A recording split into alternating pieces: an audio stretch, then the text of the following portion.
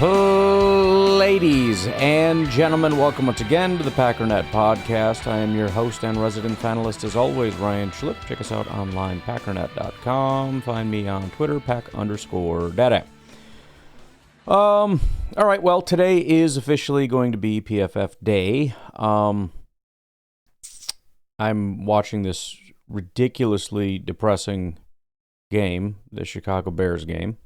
I mean, it's 9-10. It's not like it's a blowout or anything, but my goodness, this is the Eagles are. I mean, this has got to be the worst offense in football. What the heck is going on? To make matters worse, this stream is just not working. I don't know what the deal is. It's not my computer because I can put on YouTube or any other thing right now and it works just fine. But also, it's working in other parts of my house. So I don't know. I have no idea what the problem is, but I had to mute it because the audio was like 30 seconds behind or ahead of the video, so I could hear what was happening before I could see it. I don't know. This is just annoying. But that's what we're going to do. We're going to go through the old Oh, yeah, it was a big run. You guys are just... I hope Dallas wins the division. I'm sorry. I know Packer fans hate Dallas. The Eagles are worse. They're way worse. I love your misery. Jalen Hurts is the worst quarterback in football. He's a piece of garbage. Running a tush push, and a guy just walks up. A guy looked like he was 160 pounds, just walks up and rips it right out of his arms. You freaking loser. All right. So let's start with the not good news, and it's as we all expected. Devonte Wyatt is going to be missing the remainder of the season. Apparently it was a fractured ankle. Ian Rappaport tweeted out, Packers defensive lineman Devonte Wyatt, who was carted off in yesterday's win over the Lions, suffered a fractured ankle, per me and Tom Pelissero. Coach Matt LaFleur said post-game that it didn't look good, indicating a major injury. Wyatt's season is expected to be over. But with that unfortunate news, why don't we go ahead and dive in. It's one of those where I contemplate whether we should even do this because I want to be happy and there's a lot of bad. But screw it. It's what I have planned today, so it's what we're going to do. First of all, the only guy that stood out as somebody that I appreciated on special teams is he's the lowest special teams player, and that's Oladapo. I don't know what he did wrong. I mean, he had a penalty. I guess maybe that just, in PFF terms, you get like a 0 grade and you're the worst or something. I don't know. The other guy that graded out poorly was Tyron Hopper. On the other side, the positive PFF grades for special teams, Zane Anderson 70, Christian Welch 73, Evan Williams 80. Looking at offense, not quite as bad as defense, but it's pretty not great. I mean, there's kind of so there's 18 guys. 7 of them are 70 or higher, and obviously there's several that are very high, or 2 that are very high, as we are already aware. But there are also 7 that are bad. So for every really good, there's a really bad. In fact, it's funny because there's 2 in the 90s, but also 2 down in the 30s. The other thing that's very unfortunate is I was flipping through some of the news, just making sure I didn't miss anything massive here. And I see Packers second rounder Anthony Belton answers the bell. Lowest graded offensive player, Anthony Belton. His grade last week was a 44. His grade this week, a 37. And no, it's not just because of run blocking like last week. His pass blocking was appalling. So we'll see how it goes, but it's not looking great for Anthony Belton being the answer at right guard there. The other very negative grade in the 30s was Malik Heath at a 38. Then Darian Kennard at a 50. It's another one of those. He played like 2 good snaps, and everybody's like, we need to make him our new tackle. You guys freaking relax. Josh Wiley with a 52 grade. Aaron Banks with a 52 grade, although, again, he had very good pass blocking. Romeo Dobbs at a 54, and Bo Melton at a 55.8. So quite a few not super great. However, on the positive side, and we'll do some rounding here because we need more positivity, Luke Musgrave with a 67 grade. Sean Ryan, really needed a good day from him, at a 70. Josh Jacobs at a 72. Zach Tom at a 74. I think that's a pretty big drop-off from what they said he was going to have. So they massively downgraded him. Christian Watson at a 79. Emmanuel Wilson at an 80. Jordan Love at a 91.2, which I think does drop him below this being his best or even second best game, I think. Still elite, though. And then Dontayvion Wicks, 91.7. Actually pushes him above Jordan Love.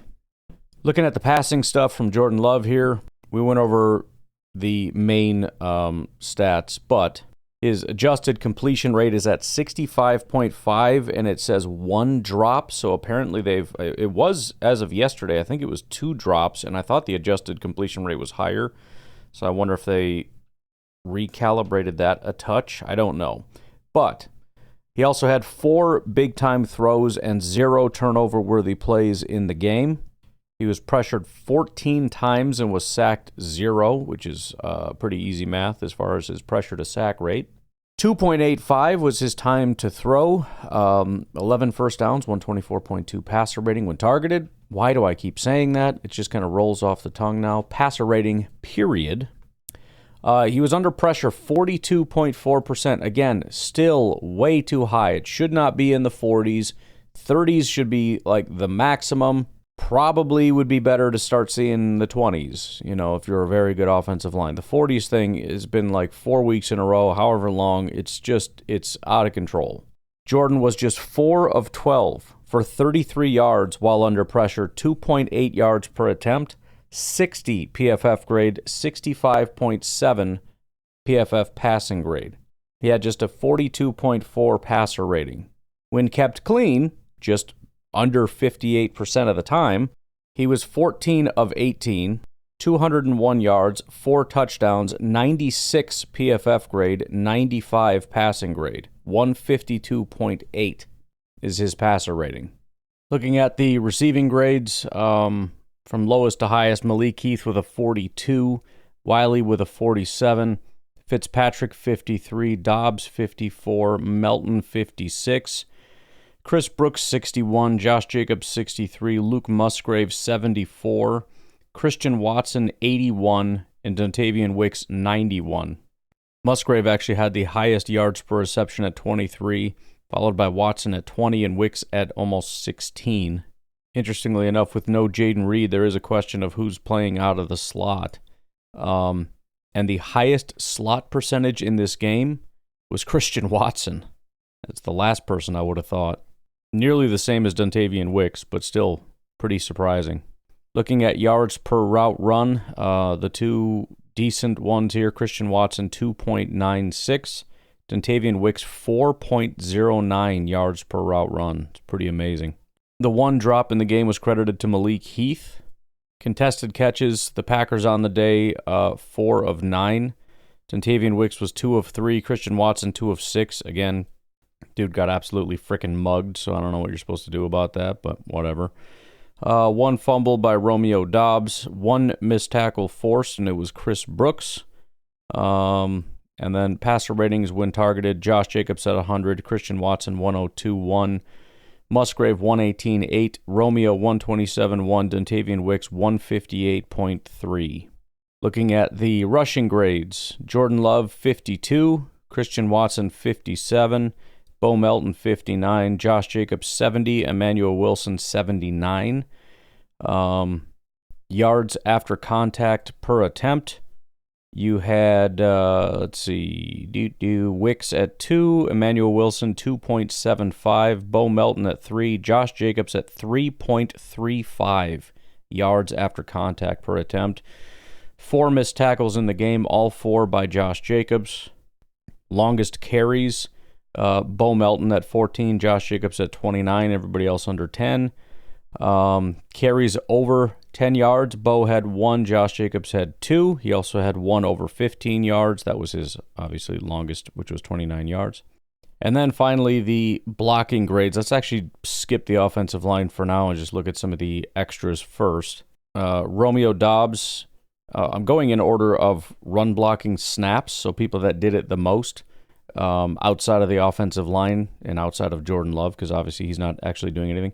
Romeo Doubs had a 58 run blocking grade. Luke Musgrave had a 54, although also a 66 pass blocking. Christian Watson with a 59. Kennard is offensive line, but he never played between left tackle and right tackle, so we might as well do his. He had a 54 run blocking grade, 55 pass blocking grade. Josh Wiley had a 64 run blocking and 72 pass blocking. Dontayvion Wicks, 56 run blocking. John Fitzpatrick, 61 and 72 pass blocking.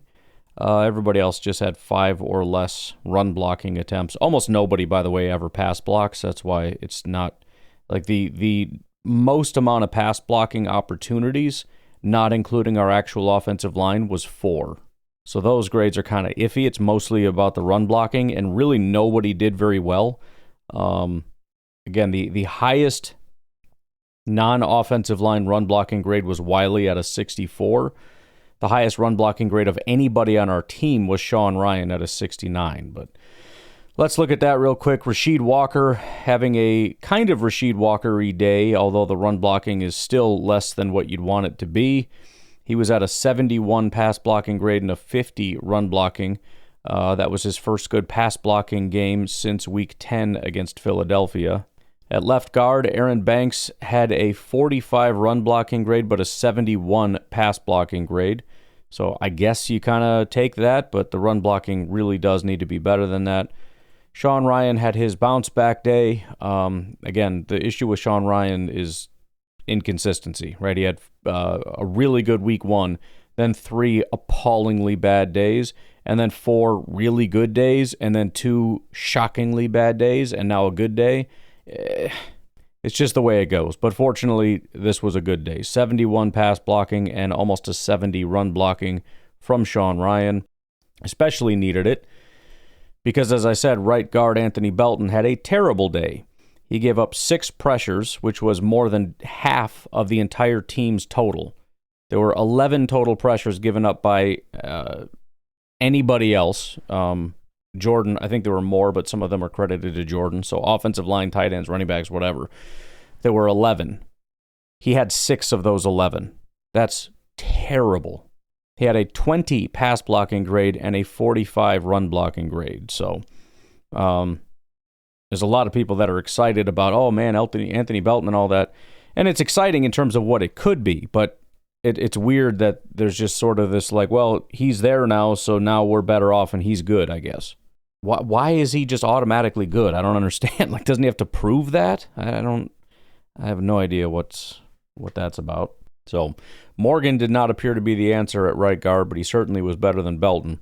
It's early, and I'm sure, give him some opportunities, I guess, but a couple more days like that, and, I mean, I don't want that in the playoffs. Zach Tom had a pretty good day, still not like the elite Zach Tom days of old, but the pass blocking is back to being fantastic. 82 pass blocking, 65 run blocking. That's his second. His 2 best pass blocking days have come the last 2 weeks, so I think he's maybe getting a little bit healthier, which is great. The run blocking hasn't been good since week 8. He had a 95 in that game, a 70, and then a 71 before that. Those are his only 3 good run blocking grades. Last year he had nearly a 90 run blocking grade, so this is still not getting the Zach Tom we're used to, but he's very good. All right, let's take a break. When we come back, we'll look at the defense, which, again, had some good, but had, unfortunately, a lot more bad. So we'll have to take a little gander at that. We'll be right back. All right, let's start with the negative. There's almost no mediocre. Like, I mean, we can just go over the average. They gave Evan Williams a 64, which I think is dog crap. Christian Welch a 63, and Baron Sorrell a 59. That's basically it. Everybody else was either good or bad.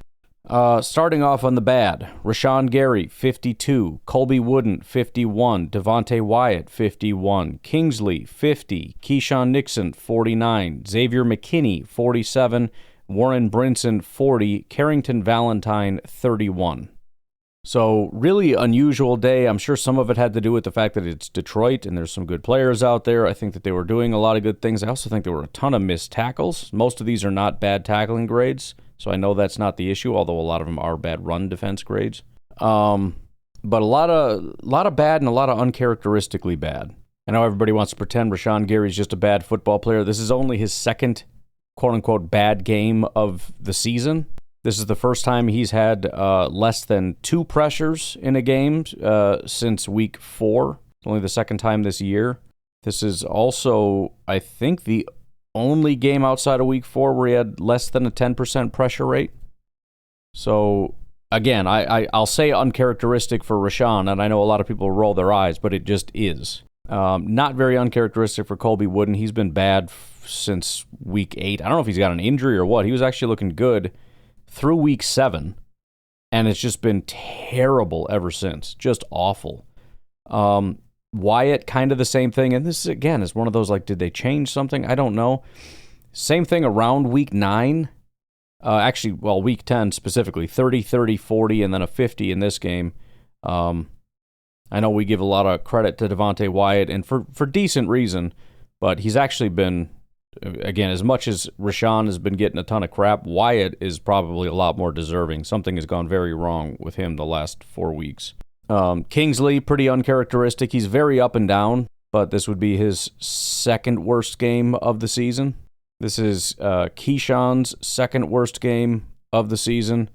This is McKinney's worst game of the season and his first game below a 60 since week 2. Weeks 1 and 2, he was below a 60. Hasn't done it since. Had a 47 in this game. Warren Brinson hasn't played a ton. Was kind of hopeful that we were getting something pretty awesome out of him.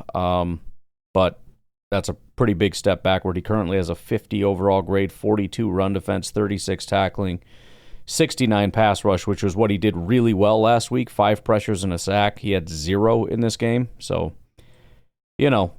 still way too early, but that's not great.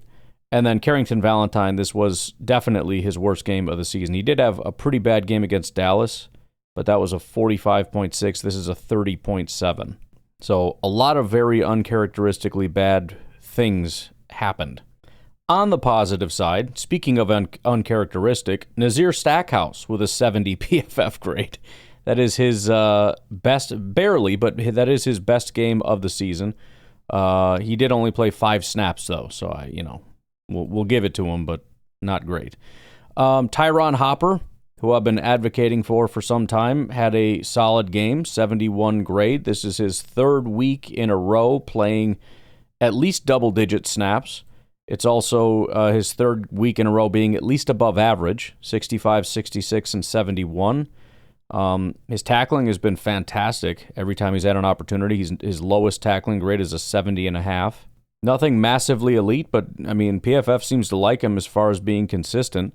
He has on the season, 74 grade, 66 run defense, 78 tackling, and 76 coverage, which is kind of hilarious because his highest coverage grade is actually a 64, but it's just because he's consistently above a 60 every single time that it's just kind of, I guess, not really averages because that's the wrong way to put it, but that's just what it comes to.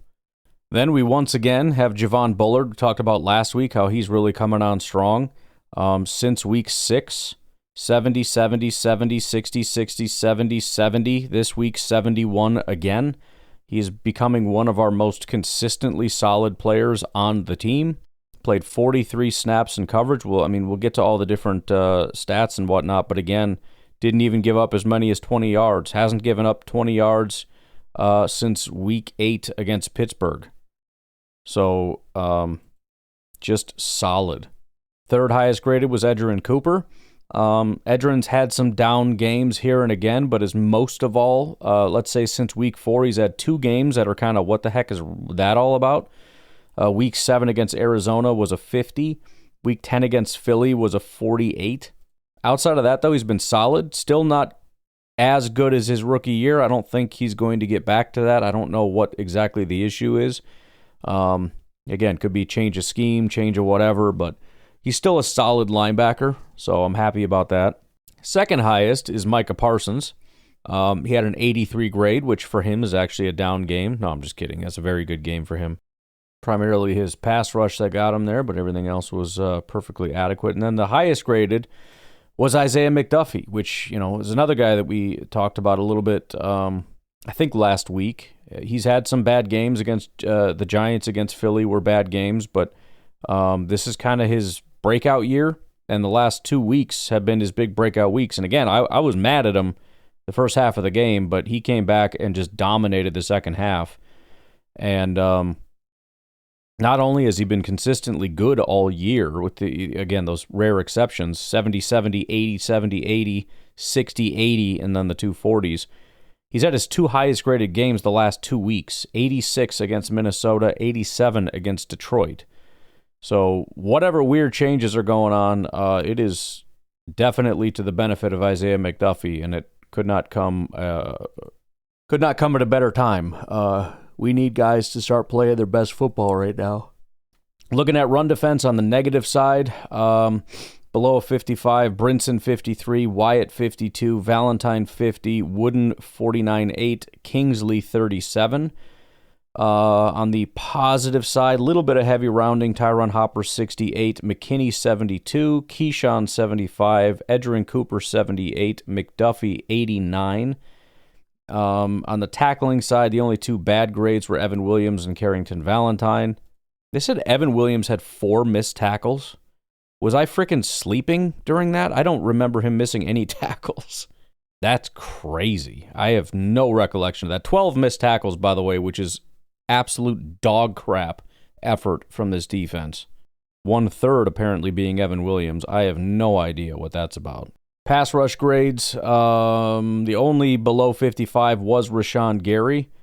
And then the only, 70 and above, Isaiah McDuffie with a 70, Micah Parsons 91.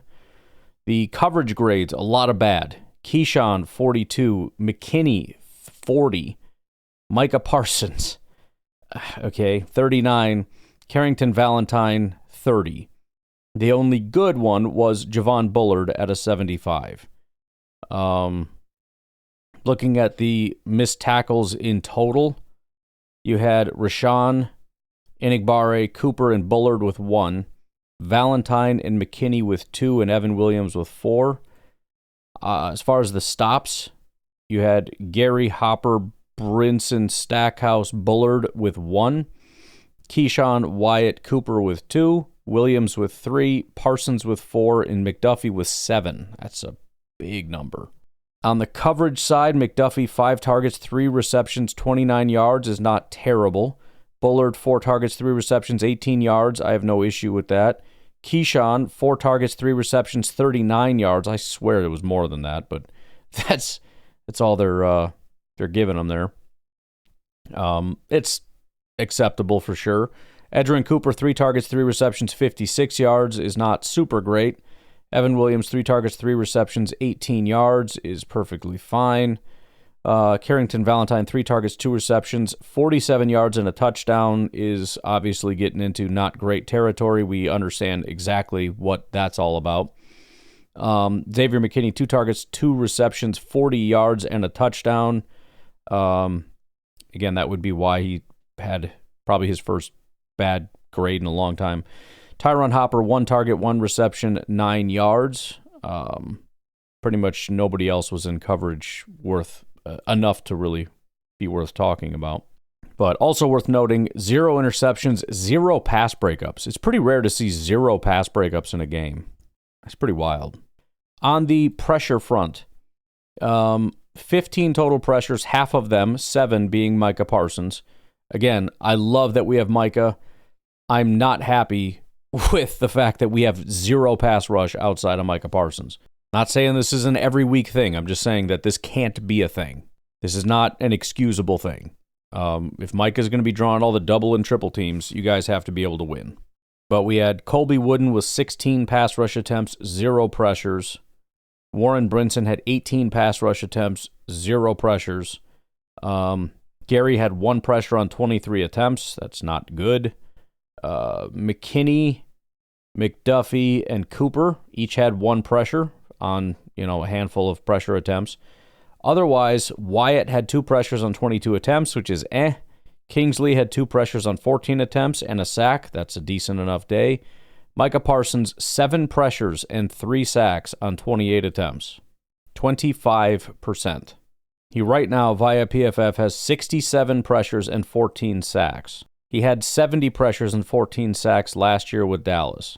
His highest number ever via PFF using the PFF sack numbers was 16. His numbers are 14, 15, 16, 14, 14. By the way, it was 14, 15, 16, and then he was injured last year or missed a bunch of time. Who knows what that number could have got to, but hopefully we'll find out soon enough. But his pressure rate is at 17.5, and he has been very, very dominant the last, 4 weeks if you're looking at pressures, last 3 weeks if you're looking at sacks. He has been a monster. All right, let's take our final break. When we come back, I want to look at kind of where everybody stacks up right now. I want to look at for the season, and then if time permits, maybe zoom in a little bit. I'm thinking, last 4 or 5 weeks or so, just to kind of see where everybody's at. But we'll take a break. We'll be right back. So I was trying to decide, before I actually looked at it, what would be a good span of time. I mean, too zoomed in, and it's too small of a sample size without going back too far.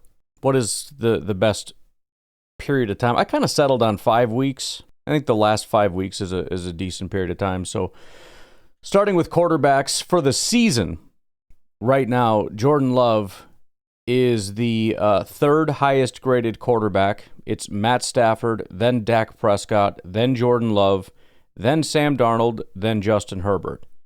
If you look at just PFF passing grades, it's Stafford, then Jordan Love. In fact, it's not even, it's a lot closer than you might think. Stafford has a 93.1 PFF passing grade, Jordan Love 89. If you look at the last 5 weeks, nothing really changes, except there's just kind of a bigger gap between Jordan and everybody else. So he's still the number 2 quarterback. Overall grade, it's a little bit more, blended or whatever. But Stafford, 92. Then you got Jordan Love kind of on an island by himself at 86. Then you drop down to Joe Burrow at 80. If you look at the passing grade, it's Stafford at 91, Jordan at 88, which is pretty close, and then you have to go all the way down to Jalen Hurts at 78. So it's a pretty big drop-off from Jordan down to number 3, Jalen Hurts, who I doubt is going to be staying at that spot. If we look at receiving grades for the season, just looking at the wide receivers, we would technically have 2 number 1 wide receivers. Dontayvion Wicks is at 32nd overall. Obviously got a big boost from this past week. And then Christian Watson is the 7th highest graded receiver in the NFL. After that, Romeo Doubs and Matthew Golden are at 56 and 57, which, you could take as a bad thing, but that would mean we'd have 2 number 1s and 2 number 2s between that group. Really not a bad situation. If we look at the receiving grades, Christian Watson actually goes up for the season. He has the 6th highest receiving grade in the NFL. It would be Jackson Smith and Jigba, then Puka, Drake London, George Pickens, Amon-Ra, then Christian Watson. He's ahead of Jamar Chase, Jalen Waddle, DeAndre Hopkins, and Devontae Adams. Wicks also goes up. He would be at 28th. Romeo Doubs at 48th, putting him just as a sort of a high-end number 2. If we look more recently, surprisingly, it actually hurts Christian Watson. He drops to 12th, 14th overall, and 12th as a receiving grade, which is kind of shocking. Actually, I might have lied. I forgot to filter everybody else out. Yep, I definitely lied. That had tight ends and running backs in there. He's 6th in his receiving grade, 8th overall. Dontayvion Wicks in the last 5 weeks is the 11th highest graded receiver, the 11th highest receiving grade, 11th overall as well. So nearly 2 top 10 wide receivers in the last 5 weeks. Now, again, with Wicks in particular, it's going to be largely influenced by this 1 week. But still, compared to where everybody else is at, Pretty impressive stuff. Romeo Doubs clocks in at 50th. He's the only other receiver that's eligible based on how many snaps and targets they have. Tight end I'm not going to bother looking at because Tucker is really the only one that would be interesting, and we don't have him for the rest of the year. Looking at rushing grade for running backs, obviously, Josh Jacobs is 13th. Obviously has been a more underwhelming season for Josh Jacobs, but still comes in as the 13th highest graded overall, rushing grade, 7th highest graded overall. So he is still a top 10 running back despite everything. He's the only one in the top 10 with a sub 4 yard per attempt average, which really should tell you something, and that is, again, the offensive line. He does, however, have 11 touchdowns, which ranks second among running backs, which obviously doesn't hurt. Emmanuel Wilson overall is 44th. As far as his rushing grade, he is 36th.